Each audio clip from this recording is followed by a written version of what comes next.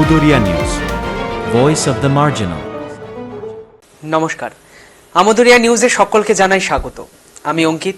1 মিনিটে দিনের কিছু বাছাই খবর। ভুতুরে ভোটার ধরতে পথে নামলেন তৃণমূল কংগ্রেস নেতা উত্তরবঙ্গ উন্নয়ন মন্ত্রী উদয়ন গুহ। শনিবার দিনহাটা পুর এলাকায় তিনি ভোটার তালিকা নিয়ে বেশ কয়েকজন সন্দেহভাজনের নাম চিহ্নিত করেন। উপযুক্ত স্থানে তা জানাবেন তিনি। মার্চের প্রথম দিনই বাণিজ্যিকভাবে যে রান্নার গ্যাস ব্যবহার হয় সেই সিলিন্ডারের দাম বাড়ল। প্রতিটি বাণিজ্যিক সিলিন্ডারের দাম 6 টাকা করে বাড়ল। এতে পরোক্ষভাবে সকলের ওপরেই প্রভাব পড়তে পারে। ফুটপাত সহ ছোট দোকানদারদের অনেকেই ক্ষুব্ধ।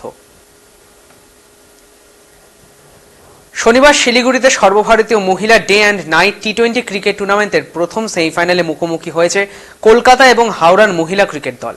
শিলিগুড়ির দাদাভাই ক্লাব ময়দানে 2 ফেব্রুয়ারি ফাইনাল ম্যাচ অনুষ্ঠিত হবে। বক্সার জঙ্গলে একটি বাঘ আছে, বলল বন দফতর। রাজ্যের বনাঞ্চলে এখন বাঘের সংখ্যা 102, তার মধ্যে সুন্দরবনেই রয়েছে 101।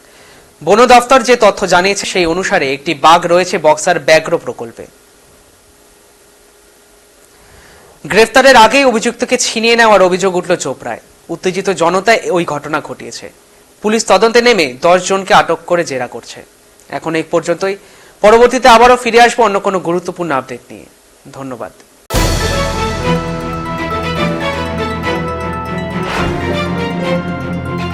আমুদরিয়া news, voice of the marginal.